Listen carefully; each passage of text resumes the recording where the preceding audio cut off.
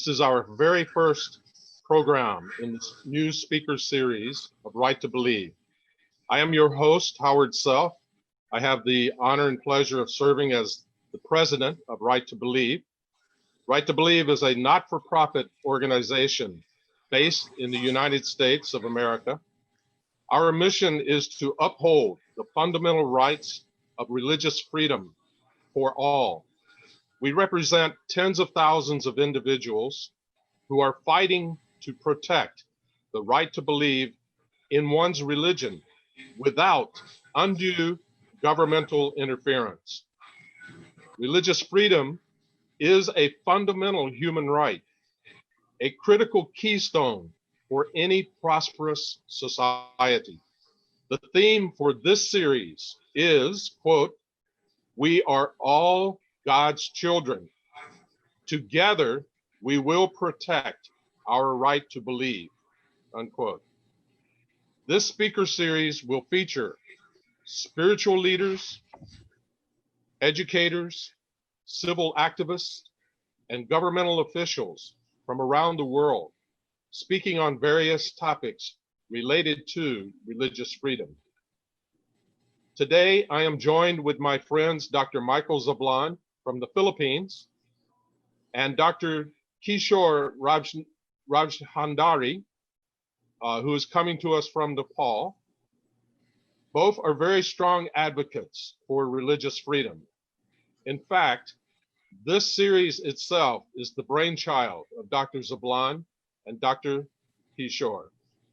We will be open for questions and comments, but they will be answered by representatives on the chat groups.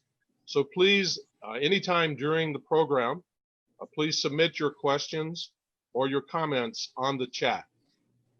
Now, without further ado, I would like to ask Dr. Rajhandari to introduce today's guest. Hello, everyone. I would like to introduce our guest speaker today. He is none other than Professor Dr. Hombhadur Basnet. He is head of Department of Microbiology and Parasitology at Agriculture and Forestry University, Rampur, Nepal. He is the President nominee, Rotary Club of Chitwan. Among the youth and professional, he is a well-known inspirational speaker. Dr. Basnet is a much sought inspirational speaker on power of positive thinking, who conducted 460 sessions, both locally and internationally, and has touched tens of thousands of lives. I welcome Professor Dr. Hombhadur Basnet. Dr. Basnet, the floor is yours. Yes, please. So, yeah, thank you. Thank you for giving me the floor. And being a professor and a activist, I should say, the social activist, I'm quite honored to be in this forum, which is Right to Believe. That means we are here to believe what we think. But the believing is not only the source of what we think.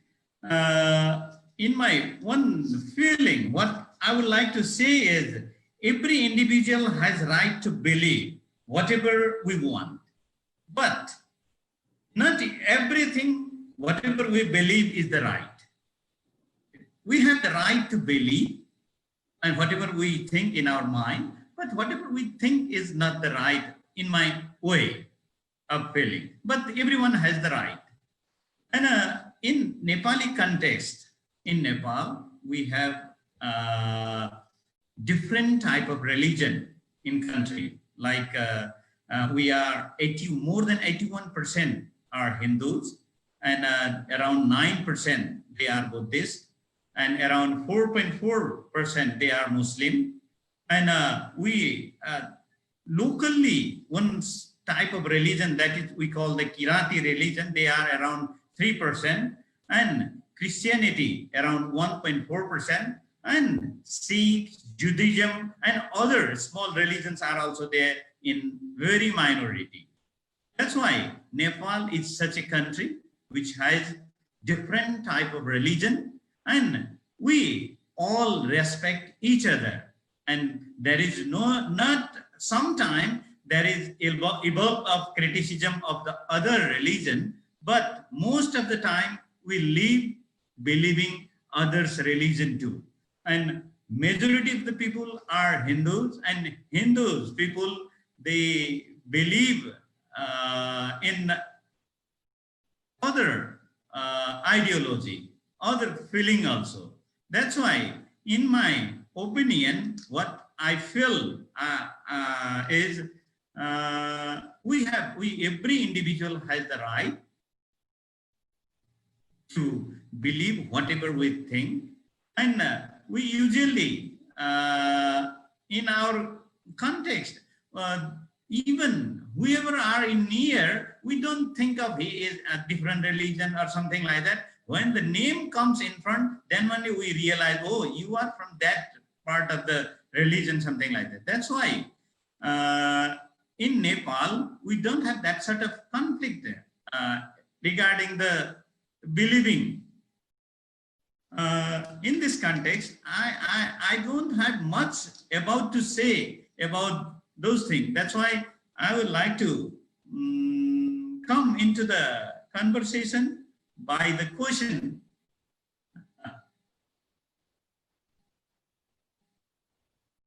Yes, please. Let's discuss about the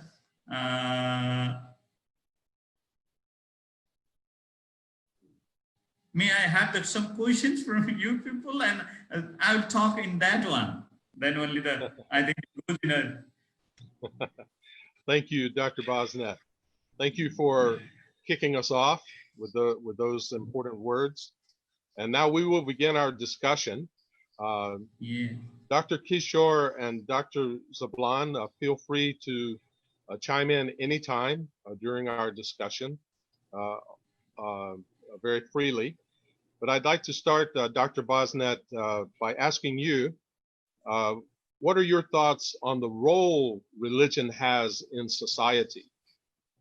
Okay, the role of the religion in society is accept others' right. And every individual who are born in this earth, they have differences in their geographical and other way, but they all have the rights to believe. That's why the religion must accept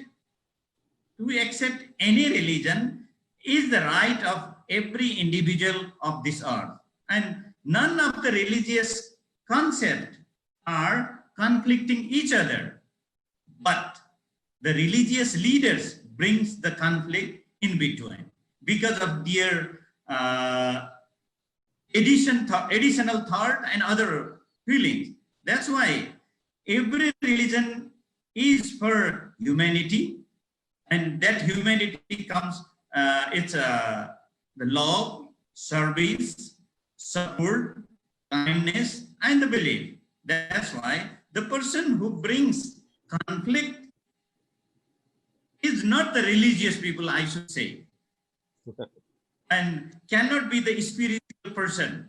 If somebody brings into the conflict, then he is not the right person to hold some religion, something like that. That's a religion in the sense we must believe to others. And in my opinion, what I think is, if we are criticizing others, means we just place ourselves in the other's place. Then think in that way. Then only the people can think, what happens if I criticize others? If we can place ourselves in the other's place, then only they can think in that way. That's why, as a religiously, I am Hindu. That's why in Hinduism, what we say, the person who feels sad in others' pain, that we feel Hindu people. That's why we can can feel very, very sad if other people are in pain. That's why we tell in that way. Means we don't consider the other religion, oh, okay, that is the Muslim or that is Christian, that's why they are feeling pain, we are happy like that, nothing like that. We just see in the humanitarian aspect, and that's why the role of the religion is, we should say, if he is religious, he must love to others, he must have the service, and he must support to the others, and he must be kindness enough, and he must believe to others. That's why this must be the role of the religion in any part of the world. In my feeling, this is how I express. I have a follow-up question on that, Dr. Basnet. As you mentioned, there are 81.3% of Hindus in your country out of the 28.09 million population. And with this predominant Hindu religion, how do you see protecting the right to believe of the minority religions in your country? Yeah, in all over the world, Nepal is considered as a Hindu religion. Still then, all the Nepalese people, they are not bound to follow only the Hindu religion. They are free to have another religion also. And none of the Hindus, till today, there is no conflict in between the other religion actually. There are no fighting, nothing. Sometime, some slogans and other thing comes sometime. And if there is some activity from the another religion, which is biased with the other religion, in the sense in the Hindu religion, then only the Hindu people, they come up and tell it is not the way to do to respect the others. That's how it is happening in Nepal actually. That's, of course, in all over the world, this is only the one country which is recognized as the Hindu country, but still then, all the other religious people, they can follow their own religion, and usually the Hindu people, they go into the other's place. They go to the church, they go to the masjid, everywhere they go and they enjoy with the other festivals time also. This is how it's running in Nepal. Dr. Kishore, some people have said that, or think or said that religion serves as kind of a conscience for society. Do you agree with that? What is your take on the role that religion has? Yeah, I just wanted to add to what Dr. Bosnet has said before. Actually, what Dr. Bosnet said is more practical aspect that he was talking about. At the same time, we have to see the purpose of religion. Now we have this COVID-19 worldwide lockdown. These situations, when we see, this is not normal. And if there are such a major religions there, and why people have to suffer this, what I see is that actually the religion, most of the religion, I would say, are confined to the rituals, mostly rituals. And then the main thing that they have to work in the universal principle and values, and then raising the spiritual consciousness of people. I think the religion is a little bit not very powerful in that situation. All this institutionalized religion, they are not as powerful as they should be. That's why there are degradation in humanity, human values. There is degradations, and then even we see with this lockdown that so many well-civilized people are so much vulnerable to this virus, very minute virus.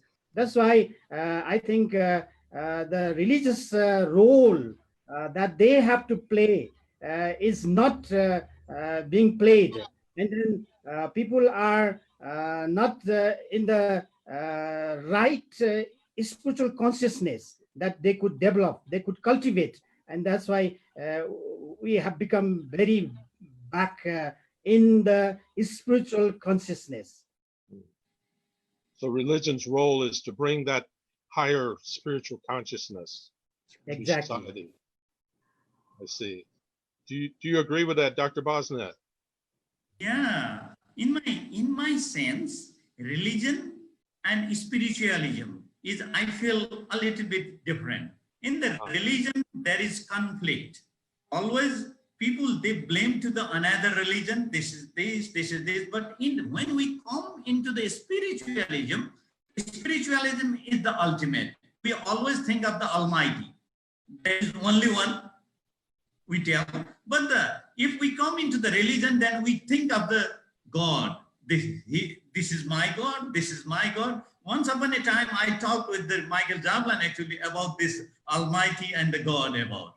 Because it's many of the God, and in Christianity we have this God, in Muslim. But when we talk about the Almighty, that is, everyone thinks of that ultimate source. That's why I think the religion plays sectorial place, but the religion plays only one. It comes through the. That's why humanitarian aspect, when it comes throughout all the religion, then it becomes the spiritual, and then it comes into the spiritualism. In my thinking, that's why I feel what I say in when I come into the power of positive thinking, I always put these topics. Religion and spiritualism is a bit different. Religion, that is the mind thing in religion. This religion tells this different ideology. But when spiritualism comes, it is the only one. There will be the consensus from the all side. That's how in my mind I say it that way. Yes. Yeah, I believe you're right that around the world people are seeing a distinct difference between organized religion and spirituality in this time, in our time. Dr. Zablon, do you agree with that? And I wanted to ask you also, in addition, about the Philippines. Have you had any problems with threat to religious freedom or any aspect like that? In the Philippines right now, under the pandemic, there are no religious persecutions. However, the Philippines is very open to religions. And even though the country is predominantly a Christian nation with more than 80%, around 85% of its 110 million people are Christians, and the rest Muslims and other minority religions. We are very open. This country is very open. In fact, it is so wonderful to see that Christians are trying to protect the indigenous tribes, their faith, their traditions, and their belief. And this is their culture in general. This is so good in the Philippines. That is one thing that I can be proud of in this country. However, we also know that there is conflict in the southern part of this country, particularly in Mindanao. And often people think that this is rooting out from the conflict of misunderstanding between Islamic faith and the Christian faith. Actually, it's not, but it is more on, as I talked with a lot of government officials from Mindanao and many educators and scholars from Mindanao, the conflict is more actually on it's more on about poverty, about the living condition of the people. Since the centrality of the government is in Metro Manila, then the most southern part of the country is somehow left behind. And that southern part of the country is very rich in natural resources, and that's the reason why the people in the southern part are feeling ill that somehow the government did not pay attention to the southern part of the country. But nowadays, with our president coming from the southern part of the Philippines, President Duterte, is basically spreading the foundation, the economic foundation of the country. The business sectors is basically spread out all over the country, and infrastructures are spread out all over the country. So somehow, this is giving some solution to the conflict in Mindanao. Thank you. Dr. Bosnet, it seems your line of work with the power of positive thinking has made a tremendous impact on literally many, many thousands of people, on others. Could you say a few words about your work in that regard? Thank you very much. This is my topics. That's why I would like to enjoy speaking with these topics a little bit here. Means, I have already conducted, already it was informed that 460 episodes in different part of the world. I have already conducted this, and mostly in Nepal, and focusing. Yes.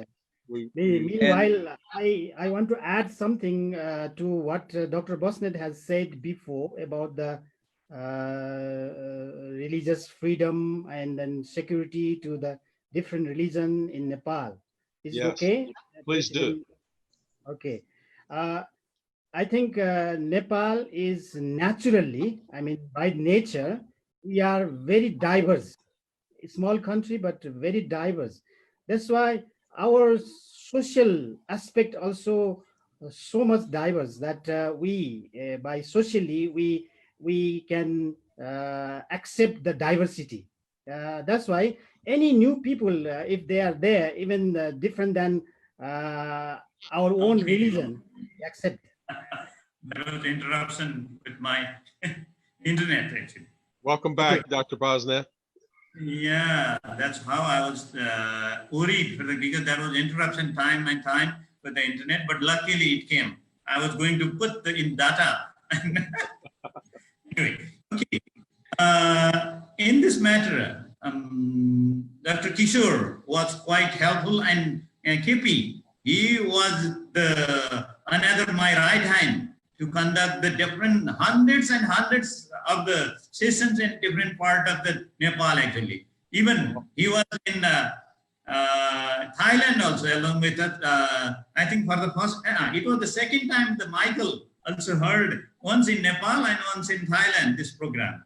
And this program is for actually the inspiring the people, usually for the youth. And that is usually what I say about this one is believe yourself. You need to believe. To do anything, you need to believe yourself. And you are the ultimate source of energy, because nobody will be giving you the energy from outside. You must have that sort of ultimate energy with you. And along with that one, you are everything to do nice to the others. And this is one of the inspiration. And another thing is anger management I do along with the power of positive thinking. That is, anger is the choice. Everyone, many people, they tell anger suddenly it comes from the another side, but it is never like that. It is, we can wait for the second and think whether I should get angry or not. That's why I always tell anger is the choice. It is not the another thing. And I do the power of positive thinking for the leadership development for the youth. And usually, Dr. Kishore and KP, they have helped me to conduct this session in a different school, different colleges, and we have done that one. And with that one, my motto is social responsibility and accountability. The person, if he is thinking of the power of positive thinking, then there must be the social responsibility and accountability. That feeling, with that feeling only, I was moving to the different colleges, and because I feel that is my social responsibility, and I must have this accountability, and which is governed by the social and the family values and norms. We usually put it that one in this power of positive thinking. And another thing is, education is karma. This is the deed. It is not only the knowledge. Get the knowledge from the different books and others. But if it is the education, again it is gone. Yes, you're on. There, then education must be the karma. It should be the practical, not only the theory. Means I usually give the example of playing the flute. If we teach about the playing the flute, and they can write it very nicely in the paper, but when we supply the flute to them and to play that one, and nobody will play that one, then what is the need of that sort of education? That's why if we know how to play the flute, then he can write or she can write easily. That's why this education is the karma. It's the practice, not the theory only. It's not only the knowledge. And another thing is, basis of the old piece is following the family norms and values, which comes from the ideal family. This is the one of the our motto to share with the people, because to make it old piece, there must be the ideal families which follows our social norms, our family norms and values. With that way, we can move towards this. This is how the power of positive thinking goes. And another thing is, with the religion, I usually put it that our culture or religion is our identity.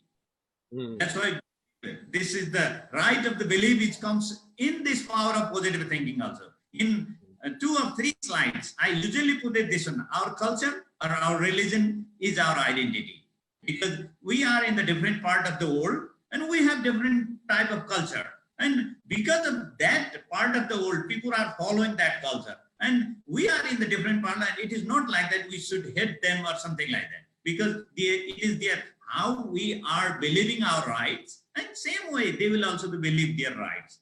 That's how the different religion has their own culture to show the way to their followers. Like that, Hindu religion has also the great culture. This is how we usually do. And I usually tell different type of the story in this power of positive thinking. And one is major information is don't blame the situation. Yeah. Blame your mentality. Your mentality, if you don't have the even leg, you can climb the mountain. One of the ladies, she has no leg. Her right leg is amputated, prosthetic legs here, and she has already climbed more than 7 highest peak of the world. Even the Everest she has already climbed. That's how then. We must not blame the situation. We must blame ourselves whether we can do or not. This is how the positive thinking goes. Yes, if I get the time to come to the US or somewhere, I will also go to. In Australia, I 3 years before, and 3 sessions I have conducted in Australia, in a different Brisbane, in Melbourne, and Sydney, like that. If I get the opportunity, I'll definitely come and do the things in other part of the place also. Yes, and I heard, Dr. Basnet, that you're conducting international online conference on power of positive thinking. Yeah, 2 or 3 from America, from California. They have conducted, and I was presenting from here. And from the Canada, from the Brazil, the participants were from throughout the world. And KP also he has arranged. Ramari, different people they have been arranging, and I have been doing that one now also in webinar also. Yes. Thank you so much, Dr. Bosnet, for sharing about the power of positive thinking. I think we're in total agreement with you. I want to thank you again for being our very first speaker in our series. It was very important kickoff today. I just wanted to mention here in the United States, where I live, there's some very serious issue battles going on in regards to religious freedom in our nation's capital city of Washington, D.C. The government, through the judiciary mainly, is interfering in religious matters. Judges in the Washington, D.C. courts are making decisions regarding religious theology, polity, and structure, when traditionally and according to our Constitution, they should have abstained from making decisions in those cases that involve serious religious questions. But now they have gone so far as to even decide on the purpose and the activities of religious-based nonprofits. This is a big problem, and actually this problem helped in the founding of Right to Believe, the organization that is now international, because these actions of the judiciary stepping in and making decisions about religion, about faith, sets a very dangerous precedent for all religions and all religious organizations. And that includes nonprofits, schools, businesses, and civic organizations as well.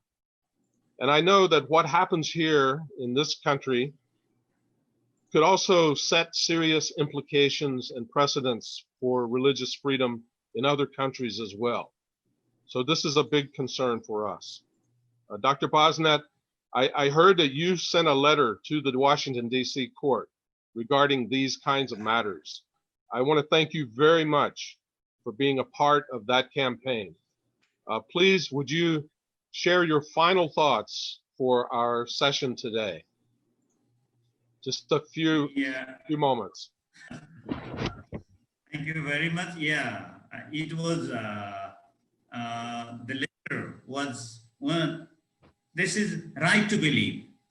I sent that letter because I also had the right to believe on that one. That's why it was agreed on that issue, and I have sent that one. And in my opinion, those sort of decision, all the things, it is not supposed to be on the basis of religion or something like that. Because in my words earlier, what I mentioned is religion, it brings the people in a sectorial way. If it is spiritualism or believing by all the people a sort of thing, yeah, culturally or religiously a part of the people may think, but it is not implicable for all the people the same. This is the right to believe is one part, but there must be some consensus. Everyone should believe on that one. That consensus, if the decision comes from that consensus, then only I think nobody can be blamed, or nobody will be superior or something like that. Everyone can have that mentally, or what you call, in a satisfactory way. My feeling on that one is it must be unanimous, not everyone. The judgment must be what you call, accepted by all the people. Not the religious people are one religion, that one, and another religion is not accepting that one. It is, I don't follow in that way, actually. Yes. Thank you very much, Dr. Bosnet. And with that, we will close today's very first initial program. If you out there enjoyed this video, please click on the like and subscribe buttons. We would love to hear your thoughts as well. So what does religious freedom mean to you? Please include your comments on the chat and any questions you have, and they will be answered by our Right to Believe staff. Please look out for the next event on our social media channels. And if you are interested in knowing more about Right to Believe or would like to join the global effort, please visit our website at righttobelieve.org. Thank you very much, everyone. Thank you for our panel. Thank you, everyone who joined us. God bless you all. Thank you very much, everyone. Thank you. Thank you very much. Thank you very much for providing this opportunity for me. Thank you. It's our pleasure and honor. Bye-bye. See you next time.